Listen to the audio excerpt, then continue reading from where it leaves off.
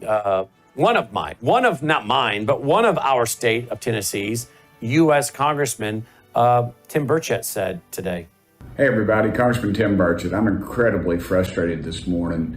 I fear that we will seriously lose our country. We have got to start codifying these executive orders from President Trump. America realizes what's going on. Congress needs to wake up, and dadgummit, we've got to do our job. Thank you all for sending me here. Apparently, he's very frustrated. I'm reading now, I don't know if it's true or not, but I'm getting reports that all votes for the House have been canceled for Friday. Why would Mike Johnson do that? Don't we have a lot of work to do? Well, they have been, and the frustration should be expressed loudly and strongly. What this means is what obviously I've been anticipating for some time, that these bills are mostly being written by leadership.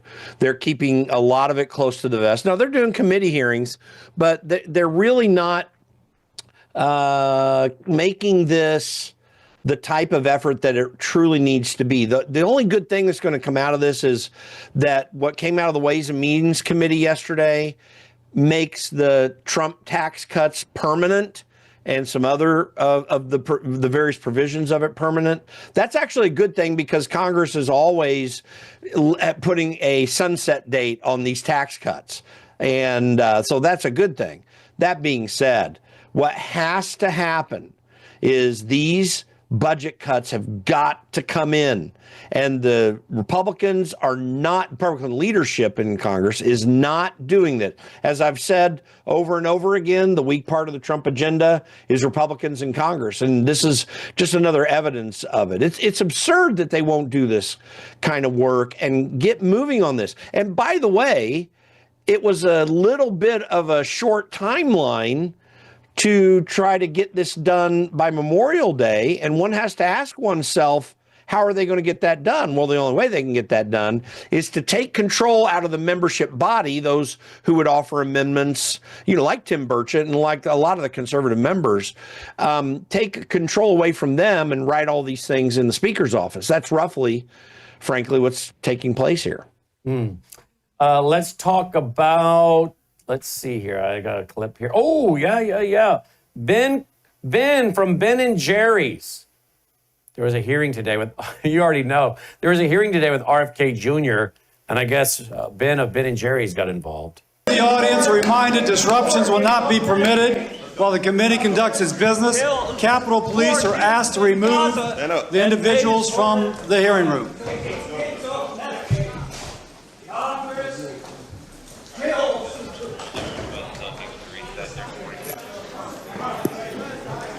That was a made for C-SPAN moment. The secretary will resume. That's the budget. I know the secretary got some looks like some iced tea there. I wonder what kind of sweetener he's using. I would like to get another shot from another angle, Logan, because I think one of the shots I saw, he jumped up himself. RFK did when he got interrupted. He popped up himself, which I would have too, to see what is going on. If you looked shocked. Yeah, he was like, "What is that all about?" He checked his back, and I don't blame him for doing that. Yep, there it is. Look at this. Watch this. Here it is. I found it, Logan. Here we go. Watch this. Here we go. Or with less. The budget I'm presenting today supports these goals and reflects. Wow, look at how he jumped. I don't blame him with all that's going on in his family before. Look at this. Or with less. The budget I'm presenting today supports these goals and reflects. The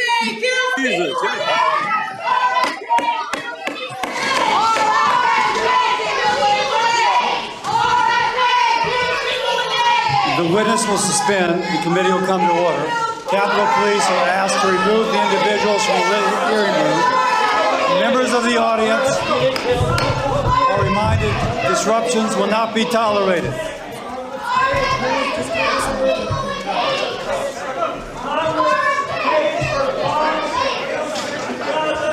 Members of the audience are reminded disruptions will not be permitted while the committee conducts its business. Capitol Police are asked to remove the individuals from the hearing room. Wow. Well, I don't blame the poor guy for jumping. That was startling. You notice he stood up. He was ready to defend what was going on. But yeah, that's unfortunate. I mean, it's ridiculous. I mean, everyone has the chance of free speech. This is a hearing. You can hold your own press conference, put out your own press release. I don't know why these people think that this is going to win anybody over. But I think at the end of the day, all they're interested in is chaos and division. Well, what they're looking at, and the Ben & Jerry's founder being there says a whole lot about what I'm about to say, is that these sorts of disruptions actually did have an effect for the left during the 1960s and early 70s. It caused the Vietnam War to go in bad ways. That's not to say that the Johnson and Nixon administrations handled it all very well. They didn't. There are a lot of criticism to go around. But this is a kind of a resurgence of that sort of effort to disrupt government. And, you know, listen, free speech is there, no doubt about it. I think there should be decorum in these hearing rooms, without a doubt. There are plenty of places to demonstrate against this, but it's not helpful for the country to do this. And reality is, though, they're going to continue it. It does not look good for them politically this time around, because we just had an election that shows the American people understand that this approach is not working, and they overwhelmingly wanted something different. So we'll see how it plays out through the year, but I think they're digging their graves, personally. Yeah. I absolutely think they're digging their grave. Let's see, what else we got here tonight? Here we go. President Trump on Gaza. Here's what he had to say. My administration shares the hope of so many in this region for future of safety and dignity of the Palestinian people, but that cannot happen as long as Gaza's leaders take delight in raping, torturing, and murdering innocent people. Can't have it. I greatly appreciate the constructive role that the leaders in this room have played in trying to bring the terrible conflict to an end, including by helping secure the release of American hostage Edan Alexander. That's on. It was a big day yesterday, very important day. That's on X's end, not our end, I think. I was told just before I left that they were going to be releasing Edan. We thought Edan was dead 3 weeks ago. Wow. They said Edan was no longer living. And it was a very, very good thing. Ultimately, all hostages of all nationalities must be released as a stepping stone to peace, and I think it's going to be happening. A lot of things are happening. A lot of very positive things are happening on every front. Okay. Jim, your thoughts here? You know, this is a very interesting trip, and it's going to cause a lot of frustration among people who are on what I would call the neocon end of international affairs. Donald Trump is persistently and consistently calling for peaceful resolutions to everything that's happening in the Middle East. He's building connections, some of which are troubling to certain folks, even that are his supporters as conservatives, who don't like what's happening with these Arab countries in a general sense and are very supportive of Israel. I'm highly supportive of Israel. I think they need to be allowed to deal with these problems. But two things that need to happen. The less important one, but certainly significant, is that Hamas should never be able to control Gaza again. And there needs to be some resolution to that. This is what I support Israel on. The other thing that must happen for our future security is for Iran never to have a nuclear weapon.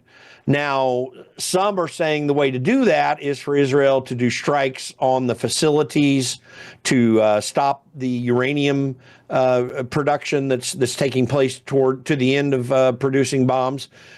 And I think there's some openness to that idea, but those strikes are not necessarily foolproof when they happen. They can happen, and it did work against Iraq back in the 1990s when they were attempting to enrich uranium. But there were a lot of lessons learned by these rogue countries like Iran since then, and you just may not get it all. There's a story about a facility that's like 300 feet down. You got to have Moab get down to that, and it may still not be able to do it. The Moab, which is the strongest bomb in the world right now that we possess. But nonetheless, this is a challenge. I think Donald Trump is, in my opinion, taking the right course of action over there. Even with some of the things that people think is creepy, I think he's set the right tone. And if anyone, he is capable of getting the house in order over there, encouraging the proper countries to take the right stand in a way that he was unable to accomplish in his first term. It's a really complex, challenging situation, but in my estimation, as I'm watching this, I'm very pleased with what Donald Trump's been doing on this trip. Let's see here. And of course, we have people on radio today, and people on TV tonight that are not neocons. They're highly conservative people. Most of them are former Muslims who are Christians, and they're very upset. You know, they don't want to see President Trump shaking hands with the former leader or the current leader of Syria, who was, who's Al Qaeda and ISIS, and has commanded guys that have killed American soldiers. So, yeah, and I get it. I totally get it. We'll get into that more on Brennan House Live tonight. Well, by the way, I do have some concerns with the Syria thing, and I don't understand it well enough myself. So I just want to say that. But I think the general force of things here is very positive. And I think we have reason to let Trump figure out how to play this out. I think he understands what's at risk here. Let's go to, here's one right here. Fox News star turns on Trump, says the Daily Mail, as he cozies up to terrorist regime with a strong warning. That's Mark Levin. So I'm not generally a big fan of Mark Levin for various reasons I won't get into now, I've done before. But I can see why Mark would be concerned about Saudi Arabia and Syria. He says they played a significant role in 9/11 slaughter of our people. I didn't hear the Crown Prince even apologize once yesterday for what they did to us.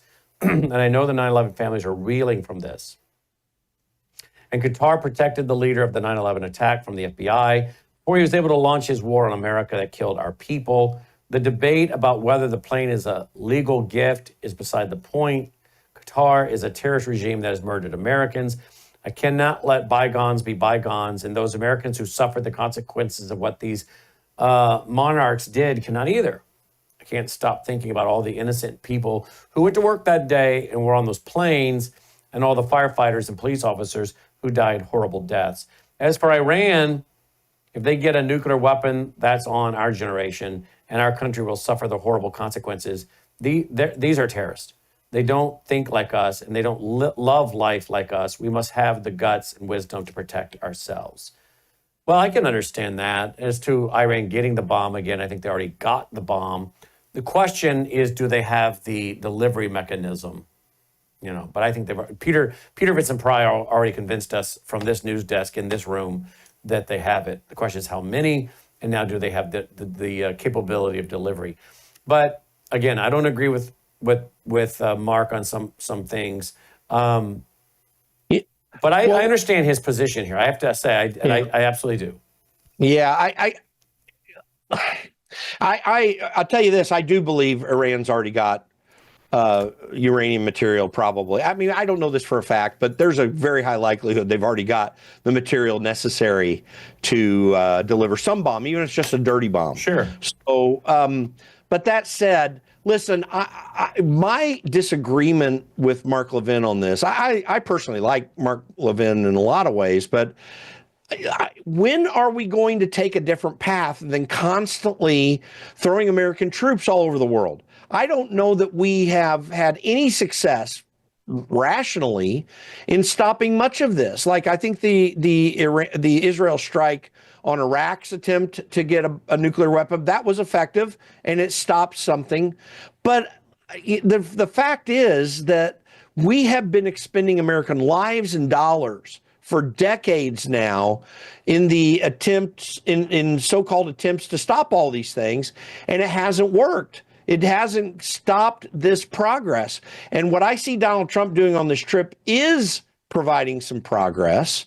I think that these countries, I mean, in Saudi Arabia, and I have my misgivings, but the people who push, and I do believe that Saudi Arabia had something to do with 9/11, but the people who push that have been somewhat cleansed from, excuse me, from any power in Saudi Arabia. And that's not entirely the case. My point here is that try the diplomacy. Donald Trump is perfectly willing to bomb Iran if it really comes to it, honestly. He said that. He said nothing less than that in his speech in Riyadh yesterday. So I'm convinced Donald Trump understands what's necessary to stop this outcome. But he's taking an approach that is very challenging for people, and it's got Mark Levin apoplectic, and I understand from Mark's perspective why he is. I just think that this is something that we can attempt, and we need to figure out how to stop constantly going to war. And if there's anyone who can help us get out of that paradigm of war, it's one thing to go to war, but this paradigm, it's Donald Trump. So I'm willing to ride this out, and frankly, I think it's closer to the right approach anyway. I totally get that too. And, I know it seems as though Mark wants to bomb Iran. Boom, boom, boom, let's do it. And we've been saying here, I'm sorry, do we understand the ramifications of doing that? Do we understand, the terror cells that could be activated in the U.S.? So I think at this point, the borders were open for so many years under Obama, 8 years, 4 years under Biden. 12 years they had to prepare the battlefield. So cavalierly saying, let's go bomb Iran, well, are you prepared for the consequences on American soil? Because I don't think they're just going to sit by and let you do that without activating some of their cells. Would you agree? Yeah, let's go into the presumption you and I think, agree upon. There's a likelihood that they've got enough fissile material to do something if there were sleeper cells here. By the way, I don't care if there are sleeper cells here other than what the damage they might do. I think we can handle that. What we also cannot handle is a massive Mideast war. And I don't think we have any guarantee that we're going to be able to shut down all of Iran's capabilities in creating fissile material. So, again, I'm not a pacifist by any means. I want a tough military that we never have to use, and we only use when it's necessary. We've got to stop constantly starting wars. It doesn't work, or at least it hasn't worked the way that we've done it. And Donald Trump is doing a good job changing that paradigm. And I want to give him a chance to do it because it's closer to what I'd like to see. I get that. All right, let's go to Colorado. Crazy Colorado. Well, they've really screwed that state up, haven't they? Listen to this. Oh. This, by the way, is, well, let me refresh it. This is a bill. Apparently, this is a bill. The Colorado House Democrats just passed a bill that classifies misgendering your own child as child abuse. It could cause you to lose custody if you don't affirm your child's chosen gender. I mean, I guess it just passed in the House, so here we go. Listen to this. We got it working now. I'm going to minimize it. The question before us is the passage of House Bill 1312. All those in favor say aye. All those opposed say no. The ayes have it. House Bill 1312 has passed. The question before well, there you us go. is That's the crazy passage Colorado. Why anyone lives there, I have no idea. I have a friend of mine, a good friend of mine for several decades that lives there, moved there for work and retired and has stayed and can go anywhere, has a house in Arizona, bounces between Arizona and Colorado. And I talked to him the other day. I'm like, why on earth would you stay? You're living in a Marxist-dominated state. Why would you stay there? Oh, it's so beautiful. It's like my friends in California. The weather is wonderful. I love the weather. I'm like, whatever. Good luck to you. I spent a lot of time in that state. I've always, in my heart, it's kind of my second home. Colorado? Yeah. In Really? fact, I know that chamber very well. For 3 years, I ran the House Republican minority staff in the House. What years was that?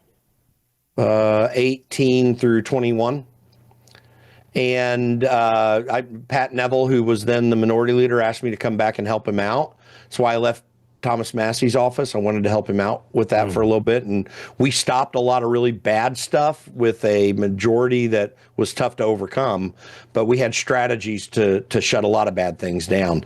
They're not pursuing some of those strategies as well, right, as we speak. Well, why would people stay, particularly have children? If you could get out and get a transfer, if you could get out and get a transfer, why would you not get out of that state with the risk of losing your children to these nut jobs? Oh, I think if you've got children, it is not the place to raise your family. I mean, El Paso County, Colorado Springs is a little bit better, but the laws are bad.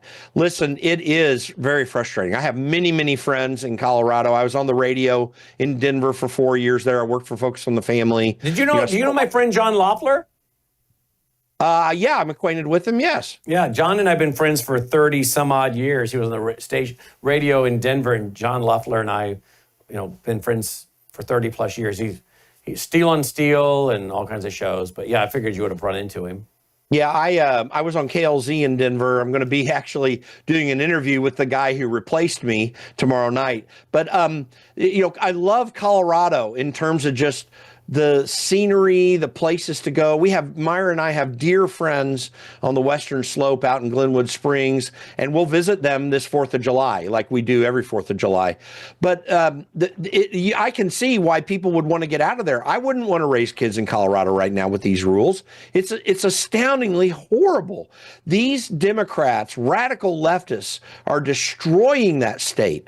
And when I went there in 2005, it was still pretty conservative state. It was a great place to live, and you didn't have all these threats against you. Now they're going almost worse than California in many ways. It's scary. They are. All these Californians moved there and destroyed Colorado.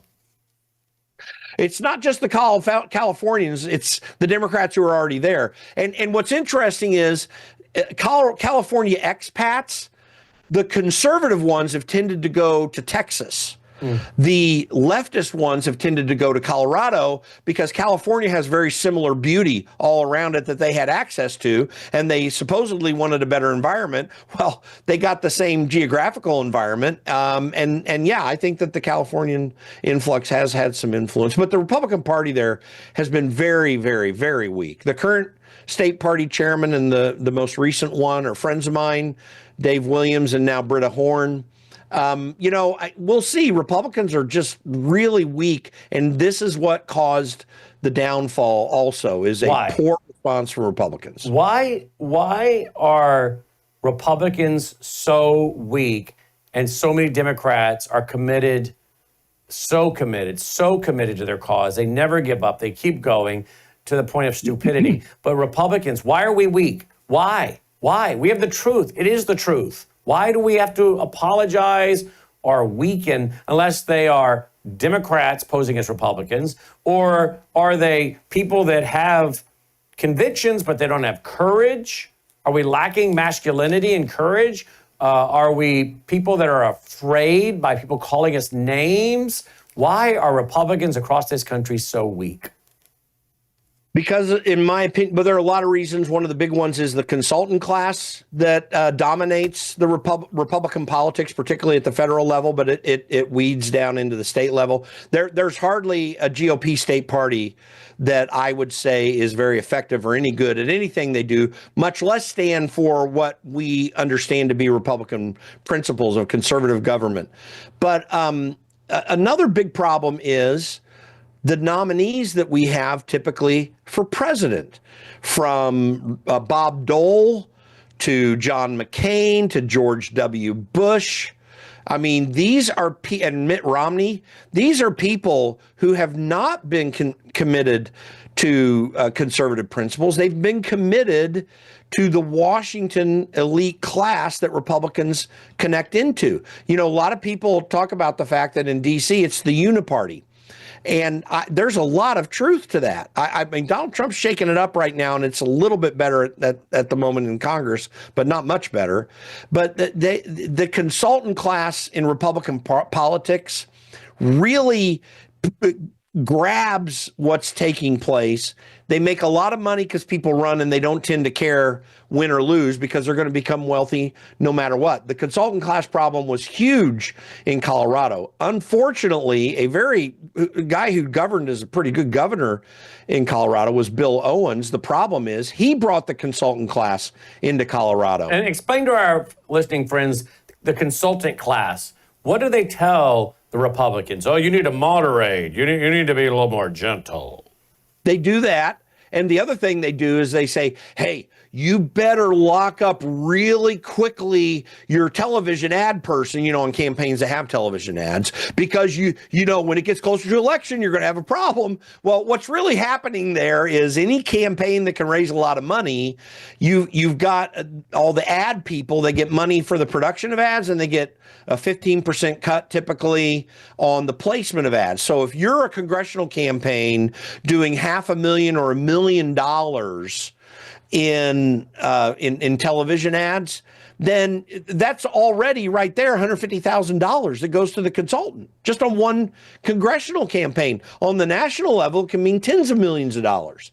So that is really what drives it so much. The Republicans have neglected grassroots politics because there's no money to be made in working on boots on the ground. The money is made on the TV ads and then the consulting fees that can come in. You look at the Republican National Committee, and historically for the last few decades, or the NRCC. I mean, I saw this constantly too. You have these otherwise naive people. They might be very good people and capable, but they're too naive when it comes to this political thing. So they run up to the NRCC if they want to run for Congress, and they won the primary. Hey, can you help me out? The NRCC puts one of their own campaign managers in there, and then all the consultants that are the preferred ones of the NRCC end up being connected through that campaign manager, and then everyone makes their money, and win or lose. I mean, if you spend $1 million and lose, the consultant that doesn't hurt them. They just keep doing the money, and they keep getting the money, and they're going to just go on to the next campaign that will win or lose, and they're going to make the money just the same. Wow. It's really a vicious cycle. Indeed it is. NBC News is reporting top Iranian official says Tehran would forego highly enriched uranium and nuclear deal with Trump. So it sounds like they're ready to get to the table if sanctions will be released. So he hasn't even gotten back home, and it seems like it might be working. The one thing about Donald Trump that is unique, because if you get into this thing of trying to negotiate with people, you typically have people like a Joe Biden or further back a Neville Chamberlain, who will give away the store just for someone to sign something to say, we want peace. Donald Trump's a lot different. He's like, hey, I want peace. I want your country to prosper. I'm also going to blast you, the living crap out of you, if you try to do, he has a very big stick on the backside of his negotiations. That is the way to do negotiations when you're trying to get for peace, because there are dangerous people out there, and Iran is dangerous. Now, this will still be touchy because these are people you just cannot trust. But Donald Trump knows that, and he knows how to threaten them in the right way, and maybe he'll be able to move things in the proper direction thereafter. Now, Mark Levin probably doesn't agree with that. Yeah. But Ed Martin, by the way, was the D.C. U.S. attorney until noon today. Ed Martin is now the weaponization czar and the DOJ pardon attorney. And I am being told that he will be on with me, I should say, on Friday evening on Brandon House Live. But I'm thankful that at least President Trump picked him up. A great man, Ed Martin, made him weaponization czar and DOJ pardon attorney. The music's playing, but 10-second comment? Yeah, no, I've known Ed for a lot of years. Fantastic guy. And he's going to serve the president well in this position in any place he can put him. Jim Paff, theconservativecaucus.org, theconservativecaucus.org. All right, thank you, Jim, and thank you, folks, for watching. And again, we'll be back here tomorrow night with my co-host, Jim Paff. Take care.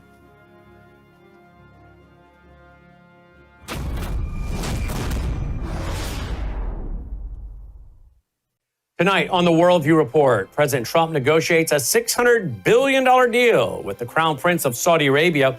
We'll explore what's in it. President Trump calls on Saudi Arabia to recognize Israel and join the Abraham Accords.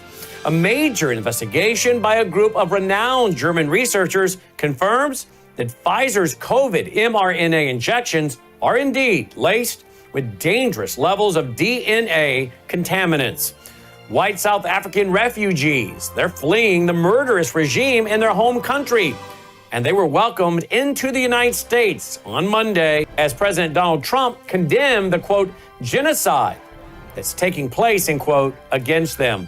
And the U.S. Department of the Interior is fast-tracking an environmental permit review of a uranium mine in Utah amid a declared national energy emergency. All these stories and more as the Worldview Report begins right now.